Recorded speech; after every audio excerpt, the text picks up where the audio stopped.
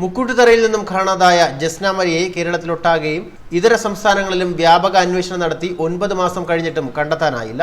Case crime branch ഏറ്റെടുത്തതോടെ വീണ്ടും ഊർജിതമായ അന്വേഷണം നടക്കുകയാണ്.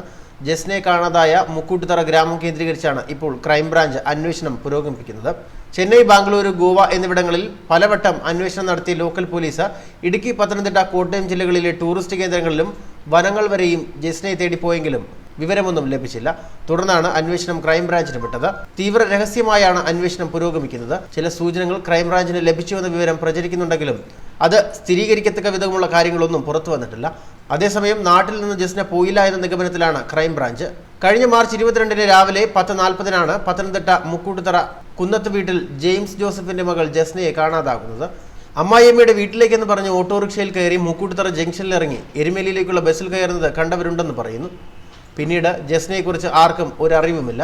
മൊബൈൽ ഫോണും ആഭരണങ്ങളും എടുത്തിട്ടുമില്ല. അന്ന് രാത്രി 7 മണിയോടെ പിതാവ് പോലീസിൽ പരാതി നൽകി. തുടർന്നാണ് പോലീസ് അന്വേഷണം ആരംഭിച്ചത്. കോട്ടയം, ഇടുക്കി, പത്തനംതിട്ട എന്നിവിടങ്ങളിലെ പല ഭാഗങ്ങളിലും മലപ്പുറത്തും തൃശൂരിലും തിരുവനന്തപുരത്തും പോലീസ് തെരച്ചിൽ നടത്തി. ഗോവ, പൂനെ എന്നിവിടങ്ങളിലെ കോൺവെന്റുകളിൽ ജസ്നയുണ്ടായിരുന്ന സന്ദേശത്തെ തുടർന്ന് പോലീസ് അവിടങ്ങളിലും എത്തിയിരുന്നു. ഇതിനെ തുടർന്ന് ജസ്നയുടെ മൊബൈൽ ഫോൺ പോലീസ് കണ്ടെടുത്തു. താൻ മരിക്കാൻ പോവുകയാണെന്നായിരുന്നു ജസ്ന അയച്ച അവസാന മെസ്സേജ്. മുണ്ടക്കയം സ്വദേശിയായ ഒരു യുവാവിനാണ് ജസ്ന ഈ മെസ്സേജ് അയച്ചിരുന്നത്. നേരത്തെ സംശയത്തെ തുടർന്ന് കസ്റ്റഡിയിലെടുത്തിരുന്ന ഈ യുവാവിനെ പോലീസ് വീണ്ടും ചോദ്യം ചെയ്തെങ്കിലും കൂടുതൽ വിവരങ്ങളൊന്നും കിട്ടിയില്ല. യുവാവ് 1000-ലധികം തവണ ജസ്നയെ മൊബൈലിൽ വിളിച്ചതായും പോലീസ് കണ്ടെത്തുന്നു. അതിലും സംശയിക്കത്തക്ക വിധമുള്ള കാര്യങ്ങളൊന്നും കണ്ടെത്താനായില്ല. കേസന്വേഷണം ഒരിടത്തും എത്താതിരുന്നതിനെ തുടർന്ന് എന്തെങ്കിലും സൂചന നൽകുന്നവർക്ക് 5 ലക്ഷം രൂപ ഇനാം DGP പ്രഖ്യാപിച്ചിരുന്നു. 3 ജില്ലകളിലായി 12 ഇൻഫർമേഷൻ ബോക്സുകൾ സ്ഥാപിച്ച് വിവരങ്ങൾ ശേഖരിക്കാനും പോലീസ് ശ്രമിച്ചു. ബോക്സിൽ 100-ലധികം കത്തുകൾ വന്നെങ്കിലും സൂചനകളൊന്നും ലഭിച്ചില്ല.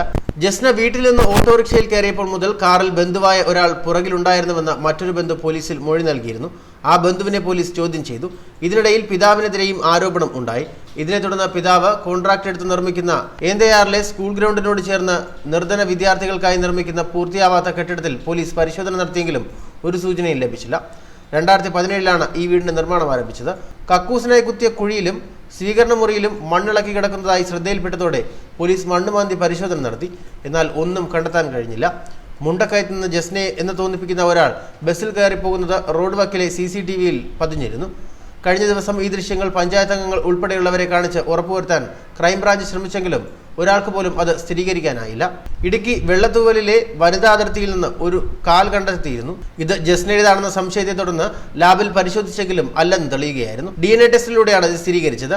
അറ്റുപോയ നിലയിൽ കണ്ടെത്തിയ കാൽ 36 വയസ്സുള്ള ഒരു സ്ത്രീയുടേതാണെന്നായിരുന്നു കണ്ടെത്തൽ. തമിഴ്നാട്ടിലെ ചെങ്കൽപ്പേട്ടിൽ ഒരു സ്ത്രീയുടെ കത്തിക്കരിഞ്ഞ ജഡം കണ്ടത് അഭ്യൂഹത്തിന് ഇടയാക്കി. എന്നാൽ DNA ടെസ്റ്റിൽ അതും ജസ്നയുടേതല്ലെന്ന് വ്യക്തമായി. ക്രൈംബ്രാഞ്ച് അന്വേഷണം തുടങ്ങിയതോടെ ജസ്നയെ കണ്ടെത്തിയേക്കാമെന്ന പ്രതീക്ഷയിലാണ് നാട്ടുകാരും ബന്ധുക്കളും. ന്യൂസ് ഡെസ്ക്, മലയാളി വാർത്ത.